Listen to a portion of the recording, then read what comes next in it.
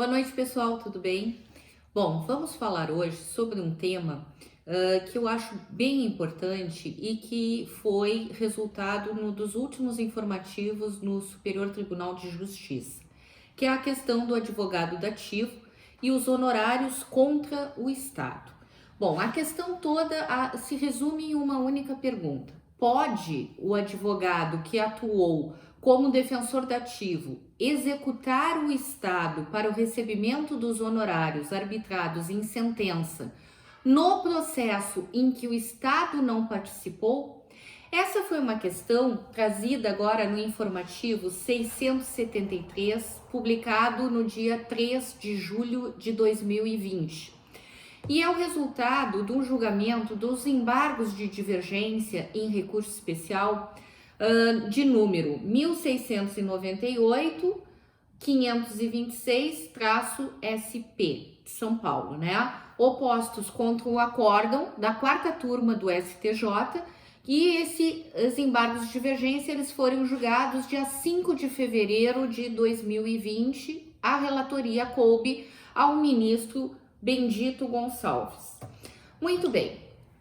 Partindo então do acórdão que foi impugnado por esse recurso, né?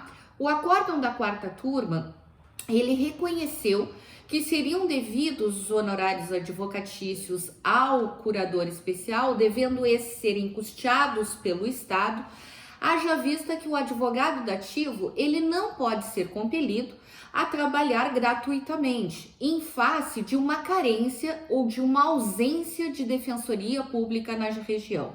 A gente sabe que em muitos lugares onde não tem a defensoria pública, é muito comum, inclusive os advogados recém-formados, trabalharem como advogados dativos em processos em que caberia, em primeiro momento, a defensoria pública. Bom, esse acórdão também considerou o seguinte: que não tendo o Estado, e no caso aqui é o Estado de São Paulo, porque ele é originário de São Paulo, e não tendo o Estado participado da ação de alimentos, que era aquela ação onde o advogado dativo atuou, caberá ao credor do título o ajuizamento da competente ação perante a Fazenda Pública, caso não haja o pagamento espontâneo. Então, esse acórdão remete o advogado dativo na cobrança dos seus honorários daquele processo em que o Estado não atuou diretamente, mas que ele atuou em função de não ter tido naquele município, naquela comarca, uma defensoria pública organizada.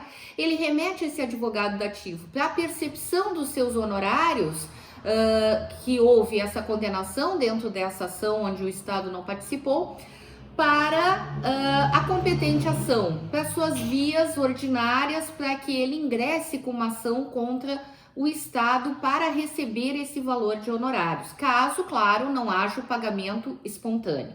Ainda o acórdão da quarta turma, ele decidiu que o título executivo judicial, ele não podia ser executado em face do Estado que não foi parte naquela ação de conhecimento. Então, seria impossível para o advogado dativo, dentro daquele processo de conhecimento no qual o Estado não foi parte,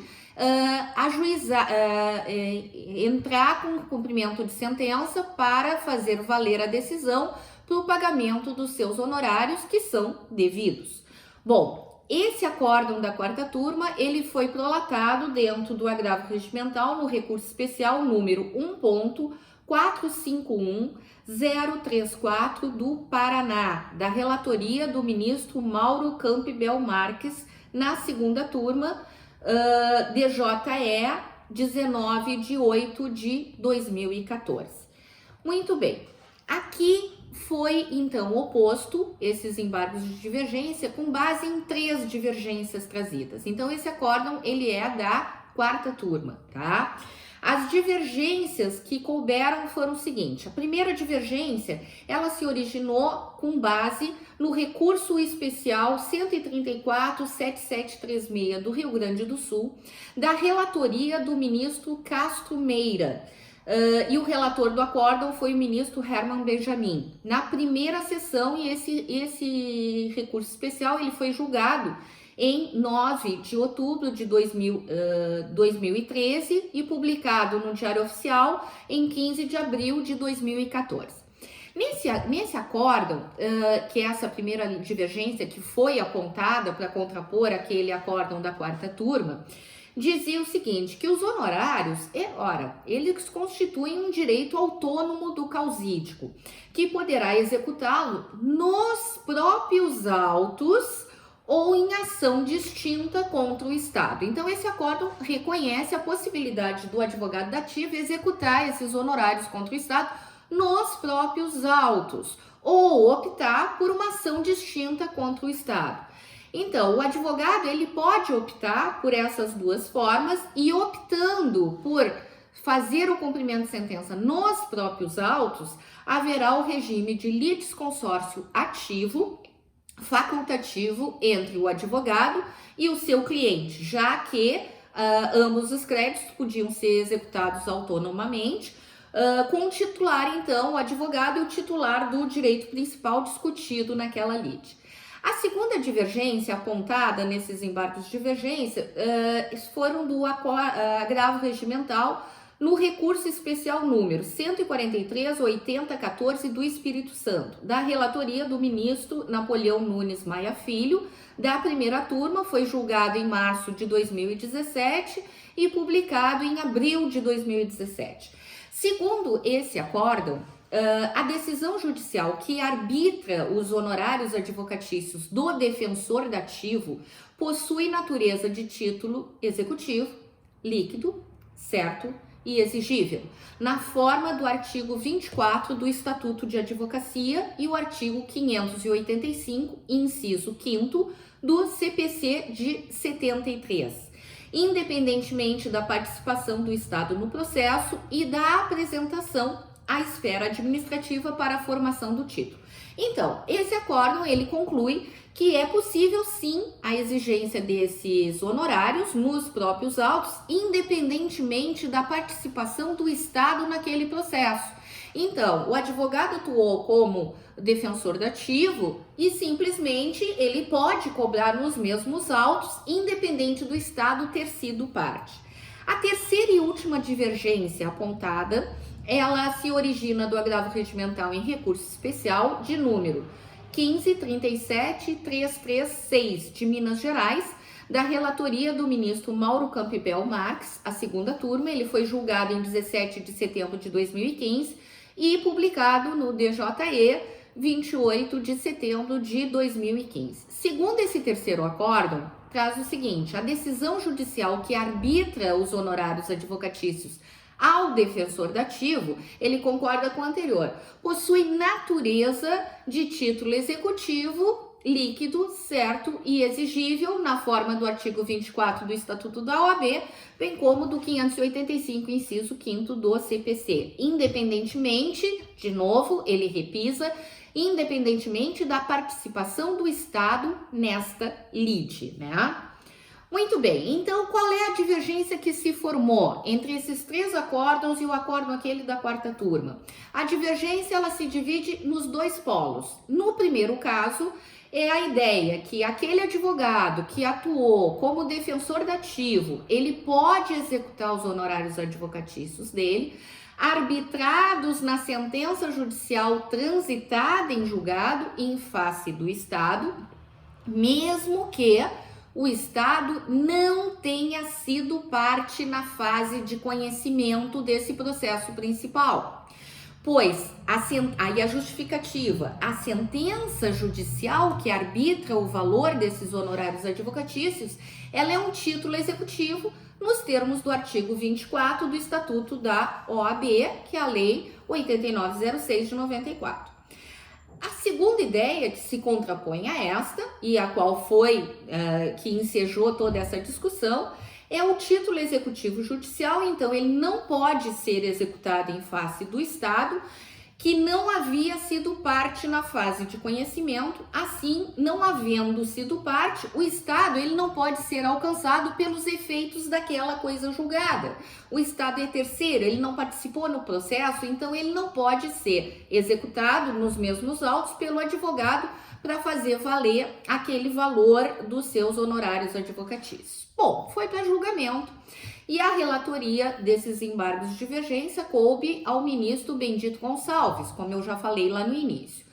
O ministro Bendito Gonçalves, ele pondera alguns pontos. Em primeiro lugar, ele diz que ao Estado incumbe a criação, a estruturação da Defensoria Pública, é um ônus do Estado, que cabe uma Defensoria Pública bem aparelhada, que atenderia a centenas de pessoas hipossuficientes, nos termos já colocados na Constituição Federal, no artigo 134, sem que fosse necessário aos juízes a nomeação de advogados para atuarem como defensores dativos. Então, essa é a primeira ponderação que o ministro nos traz. A segunda ponderação é que, lógico, os advogados que trabalharam na causa, eles fazem jus à remuneração pelos serviços prestados. Ele faz jus aos honorários advocatícios, né? Então, ele faria jus a essa remuneração pelos trabalhos após serem nomeados como defensores dativos com base no 22 do Estatuto da OAB. Uma terceira ponderação que o ministro nos traz é que, contudo, e aí ele vai mitigar a questão, não se pode atender ao direito ao advogado ao recebimento de sua remuneração e nem se pode impor ao Estado o estímulo ao cumprimento do seu dever em fazer defensorias públicas, em aparelhar e instaurar defensorias públicas, como determina o artigo 134 da Constituição Federal, mais o 21, inciso 13, também do mesmo texto da Carta Magna, à custa da supressão do direito de participação em contraditório, em ampla defesa, ao devido processo legal e os limites da coisa julgada. Então ele entende, sim, é possível que o advogado ganhe os seus honorários, é o seu direito. Segundo lugar, sim, o Estado não está aparelhado o suficiente com a defensoria pública bem instaurada, bem aparelhada, o Estado necessita desses advogados dativos, contudo, isso não pode colidir com a supressão, não pode causar, desculpa, a supressão do direito desse Estado à participação no contraditório, à participação na ampla defesa, ao devido processo legal, e também ele não pode, a coisa julgada não pode estender os seus limites sobre ele, afinal de contas o Estado não foi parte. Aqui é uma causa entre A e B, em que é nomeado um defensor dativo para a proteção de um dos polos. O Estado não está integrado. Qual seria o dever do Estado? Ter um defensor. Bom, ele não tem o defensor, então ele nomeia um advogado para fazer essas vias. E de quem pagaria os honorários desse advogado? Então, é toda essa questão. Então, o Estado deve pagar para aquele profissional atuar nessa causa. Mas como assim? Segundo o entendimento do ministro, se o Estado não foi parte, não foi direito ao contraditório, não teve a participação no devido processo legal e na ampla defesa. Então, a conclusão que o ministro chega, e foi o ministro relator desse recurso, é que o advogado tem sim direito à remuneração pelos trabalhos efetivamente prestados e que vier a ser fixados por arbitramento judicial. Segundo lugar, mas para validade dessa fixação por sentença dos honorários devidos ao Estado, aquele que atuou como defensor dativo, é preciso que o Estado tenha tido a oportunidade de se manifestar no contraditório.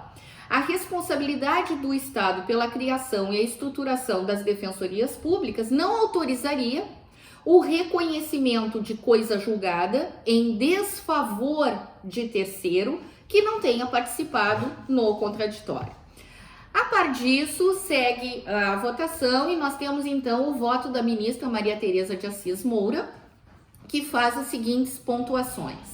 Primeiro, coloca a ministra que o advogado, quando atua como um defensor dativo, ele o faz porque na localidade não existe defensoria.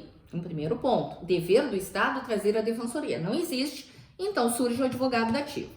Nessas hipóteses, então na hipótese dos autos, que ela está se referindo ao caso em São Paulo, nessas hipóteses existe um convênio entre a Defensoria Pública e a OAB que possibilita a atuação dos causídicos quando não houver defensor público para a causa, mediante a remuneração previamente estipulada na tabela de honorários da OAB.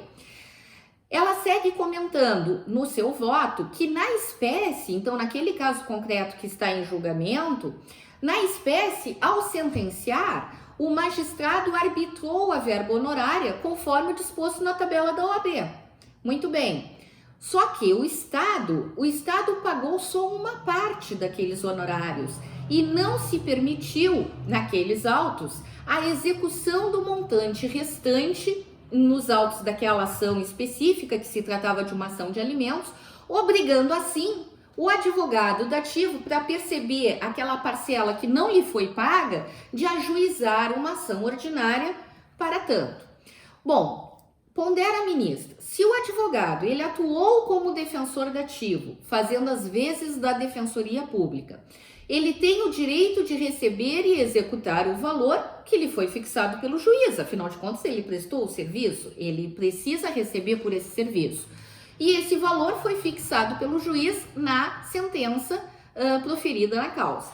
Caso contrário, então, se ele não receber, se não for assim, se não for dessa forma, caso contrário, se houver a necessidade de ajuizamento de uma ação ordinária para o recebimento dos honorários, então, conclui a ministra, não teriam advogados dispostos a assumir esse papel da defensoria, pois teriam que trabalhar não só na ação para a qual eles foram designados, mas também em outra ação que eles teriam que propor contra o Estado, contra a Fazenda Pública, para perceber os seus honorários fora daqueles autos. Oneraria os advogados com dois tipos de ação. Uma ação porque eles atuavam na substituição da defensoria e outra ação para cobrar os seus valores de honorários. Então, o fato do Estado, segundo a ministra, não ter participado na lide, na ação de conhecimento, na espécie, até porque está em discussão direito privado, isso não impede, no entender da ministra, que ele seja intimado a pagar estes honorários, que são da sua responsabilidade, sim, em razão do convênio celebrado entre a Defensoria Pública e a Ordem dos Advogados do Brasil em cumprimento de sentença. O voto vista foi pedido e foi dado pelo ministro Raul Araújo. Então, votou o relator, votou a ministra e o ministro Raul Araújo pediu vista dos autos e proferiu o voto vista. Segundo este ministro, Raul Araújo, ele trouxe uma outra ponderação um pouco mais aprofundada. O que ele coloca? Ele ponderou sobre a existência do convênio administrativo firmado entre a seccional da OAB Paulista e a Defensoria Pública do Estado de São Paulo, ok? Possibilitando, então, o arbitramento de honorários advocatícios com base na tabela específica. Segundo ponto, colocou o ministro que os honorários advocatícios devidos ao defensor dativo assim devem ser custeados pelo Estado. Quanto a isso, não existe divergência de nenhum deles.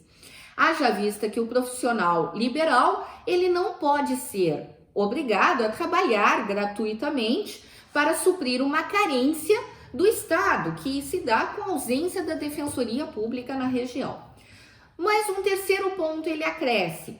Segundo os acórdãos proferidos no âmbito do STJ, que ele analisou todos os, tanto os divergentes quanto esse que ensejou os embargos de divergência, a decisão judicial que arbitra os honorários advocatícios para aquele defensor dativo, ele possui, é uma decisão que possui a natureza de título executivo líquido, certo e exigível, independentemente da participação do Estado no processo de apresentação ou a esfera administrativa. Bom, então, ele admite, primeiro, é possível os honorários, segundo, é possível os honorários mesmo que não tenha participado o Estado, e ele traz uma ressalva, que é o voto vista dele. A ressalva que ele faz é no seguinte sentido: a parte da sentença que arbitra esses honorários advocatícios nessa lide entre A e B, que o Estado não participou e que o defensor dativo precisa receber esses honorários, então a parte da sentença que arbitra esses honorários advocatícios em favor do defensor dativo, sem a participação da Fazenda Pública na lide, não contém força de coisa julgada. Esta parte em especial, ela não terá força de coisa julgada. Por quê? Porque essa decisão acerca dos honorários, ela não estaria inserida propriamente na chamada decisão de mérito, a decisão da causa principal. Ela não integra a questão principal que está em discussão, que há lide. Então, ela não integra essa questão principal expressamente decidida. Dessa forma, 4 pontos. Primeiro, seja por não ter sido parte no processo, o Estado. Segundo, seja porque o arbitramento dos honorários não se insere nos limites da questão principal expressamente posta em juízo. Terceiro ponto, seja porque o julgamento do mérito da ação de alimentos não dependia do aludido arbitramento, uma coisa fora. Quarto, seja finalmente por não ter havido contraditório prévio efetivo acerca do arbitramento da quantia a ser executada. E ele conclui, poderá, nesse caso, a Fazenda Pública oferecer sua defesa, impugnando amplamente o cumprimento de sentença. Então, ele concorda que existe a possibilidade de cumprimento de sentença, mas que no momento em que a Fazenda é intimada para pagar esses honorários, ela possa exercer aquele seu amplo direito de defesa que ela não pôde exercer porque ela não era parte do processo. Então, ela pode oferecer a sua defesa, impugnando amplamente esse cumprimento de sentença, podendo arguir com maior amplitude todas aquelas matérias contidas lá no 535 do CPC, inclusive quanto ao valor fixado e eventual excesso de execução. Então, é que até então, ao contrário do que normalmente ocorre, não há propriamente, segundo o ministro, a formação de coisa julgada nesta parte de honorários advocatícios na decisão, que atinge e prejudica a Fazenda Pública, sem que ela tenha participado da fase de conhecimento, formando assim, excepcionalmente, um título executivo, sim, líquido, certo e exigível, nos termos do 515, inciso 1º do CPC, porém, excepcionalmente, como frisou o ministro, sem força de coisa julgada. Por isso que caberia ainda a discussão através de impugnação da parte da Fazenda Pública, mas o advogado poderia executar nos próprios autos. Então, ele conclui que somente quando a Fazenda Pública tiver efetiva participação na fase do conhecimento, aí sim, aí o ministro conclui que haverá coisa julgada agregada àquele título executivo. Muito bem, o voto vencedor nessa lide foi o voto dado pela ministra Maria Tereza de Assis Moura. Ela abriu a divergência, para dar provimento aos embargos e ela foi seguida pelos seguintes ministros. Vou me permitir a leitura. Raul Araújo, Paulo de Tarso São Severino, Francisco Falcão, Nancy Andrighi, Laurita Vaz, Humberto Martins, Napoleão Nunes Maia Filho e Jorge Mussi. Então, a conclusão do julgamento qual que foi? Havendo convênio entre a Defensoria Pública e a OAB, possibilitando a atuação de causídicos quando não houver defensor público na região para a causa, os honorários advocatícios poderão ser executados nos próprios autos, mesmo que o Estado não tenha participado na ação de conhecimento. E essa foi a conclusão. Espero que vocês tenham gostado, espero que vocês estejam gostando do canal, continuem participando, mandando comentários, curtam se acharem legal e convidem seus amigos para participar, convidem seus amigos para se inscrever, não esqueçam de acionar o sininho para não perder nenhuma notificação. Uma boa noite a todos, muito obrigada pela atenção, um grande beijo.